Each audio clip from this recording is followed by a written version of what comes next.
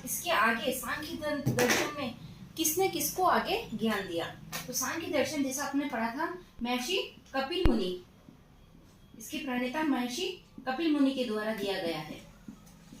कपिल मुनि जो कि कंदर्प ऋषि और देवहूति की संतान है, इन्होंने अपनी माँ को भी ज्ञान दिया था कपिल मुनि ने। सबसे प्राचीन दर्शन है, सबसे प्राचीन दर्शन सांख्य दर्शन है।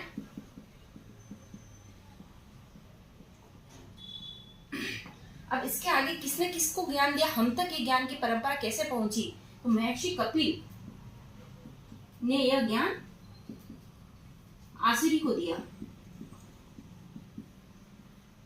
आसुरी से यह ज्ञान की परंपरा पंचशिखाचार्य तक पहुंची। पंचशिखाचार्य से आगे यह ईश्वर कृष्ण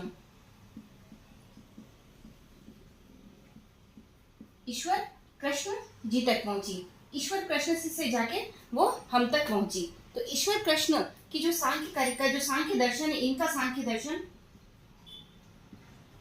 महर्षि कपिल का जो सांख्य दर्शन है, उसी के ऊपर इन्होंने सांख्य कारिका लिखी है। सांख्य कारिका जो कि अपने यूजीसी